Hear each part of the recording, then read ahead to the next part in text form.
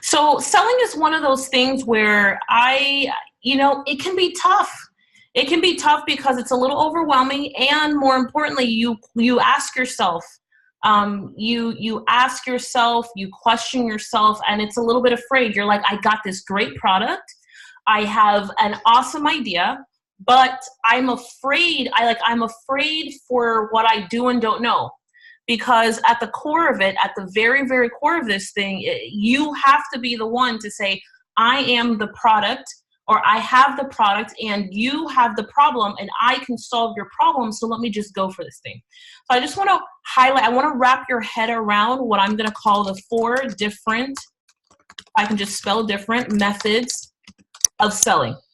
And depending on the one that you're interested in, you have to make a decision as to which one is going to serve you and which one you're willing to do. I'm going to give you the pros and cons, respectively, of not each of them, but of enough of them, because if I can give you the pros and cons of them, then you'll be able to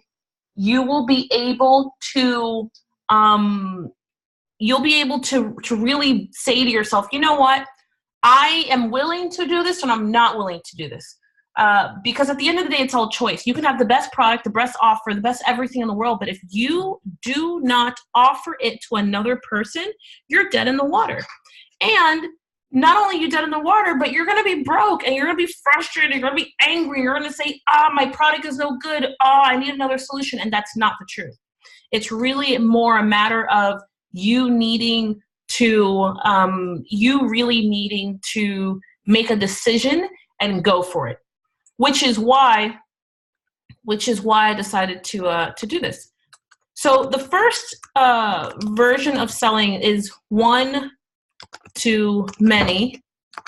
verbal, okay? Then there's one-to-many nonverbal, okay? Then there's one-to-one verbal, and then there's one-to-one nonverbal. Okay, and I'm going to give you kind of some key things to think about in each of these, okay? One-to-one verbal is my favorite because this is where you can do high ticket sales, period. One-to-many nonverbal, you're going to do lower ticket sales, and depending on the length of day. So one-to-one verbal, let me stop here and say one-to-one verbal, this right here means that I'm having a conversation with you. We're even having it face-to-face. We're having it over a tool like Zoom or GoToMeeting, or we're on the phone. The more physical and visual interaction you have with the other person, the higher your conversion, the easier it is for them to connect, the easier it is for them to say yes. Now, one-to-many nonverbal, lower ticket sales, this might be that you have a sales page. You have not spoken to them, but they've consumed some type of your product. You may have a social media post out there. You may have an ad that you're running, and this is one-to-many nonverbal, which means you're taking one piece of content, one product, one service, and you're trying to dish it to many. For this, in theory, and it's simple, this is in its simplest form, meaning removing a 3-day live event, remove a webinar. You typically have lower ticket sales, and for me, the safety would be like under $1,500. But actually, I think I'm pushing it. I said this and I felt a little bit reluctant because I'm like, you still need a webinar. You still need a webinar. I would put a webinar inside of this because you don't really have interaction, but I would say under $250 is the safest. You can take this to this, but I just prefer to start here, okay? And then one-to-one verbal is my second favorite. Tiffany's second favorite, because again, I can do high ticket sales here. And I can do even higher than one than one-to-many, which is why I love it. It's my second, but it just takes more effort. That's the only difference. One-to-one nonverbal. This might be reaching out to someone and texting, Facebook messaging, sending a letter, something that is written, or maybe you send them a video just for them, okay? So the downside of these is that, again, this is a lower ticketed offer. Now, lower ticketed does not mean bad, okay? It does not mean bad. It does not mean you're not making money, but what it does mean 100% is that you're in a space where you're like, I don't know if this is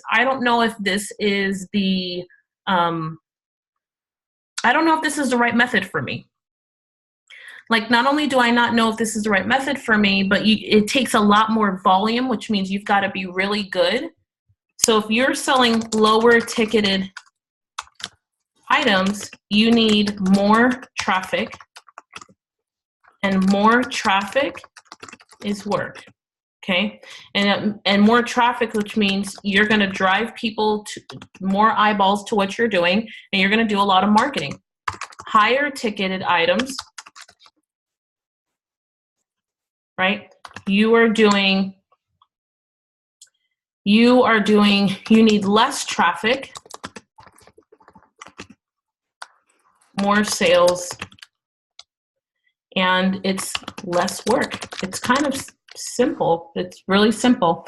Now, high ticket sales require a lot of human interaction. They don't require you to be the best at handling objections, but they do require you to be 100% clear on how to take that person from a conversation to a yes, which is why in our training, Master the Sales Conversation, or How to Master the Sales Conversation, it's an easily seamless way of taking someone to a yes. Because if you can get me to say yes at the end of the day, then you win. Like, that's it. But no one wants to have that kind of conversation where you're like, nobody wants to have that kind of conversation where you're feeling to yourself, like you're salesy, like you're being pushy, like you're being overwhelming, you're being overbearing. Everybody wants you. We want to help people. So we want to have a conversation with the person at the other end where we get to say, you know what? I know you have X problem and I can help you solve this problem. And I think you should let me help you.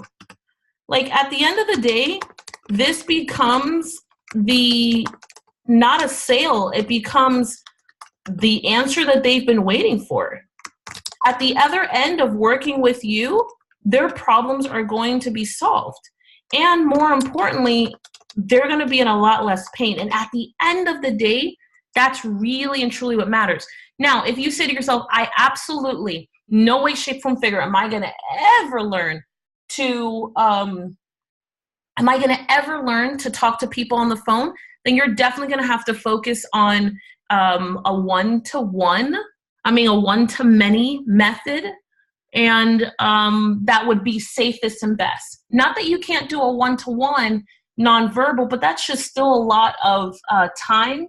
And it's a lot of effort, which is not bad, but you have to be still a little thicker skinned because you will get some rejections. You will get some people who just won't respond. You will have some people who are like, I don't even know what you're talking about. And you want to be prepared for that because rejection is part of the process. The one-to-many method, even though it's slower, what it does is it removes your rejection. It removes the amount of rejection that you are subject to, which for some people is safer. You don't make as much money, but you get the opportunity. I shouldn't say you don't make as much money. I don't think that's fair. But the path to making the same amount of money is just a little bit longer. Okay? For me, I'm going to want to do less work and make more money. So the more interaction that you're willing to have with someone, the more of a conversation you're willing to have with someone, the easier it's going to be for you to hit your revenue goals each and every month, and more importantly, move your products along. And absolutely, in that one conversation, you should totally be able to do so. So first, like step number one in this whole sales process is just understanding what are the 4 different methods of selling in the market today.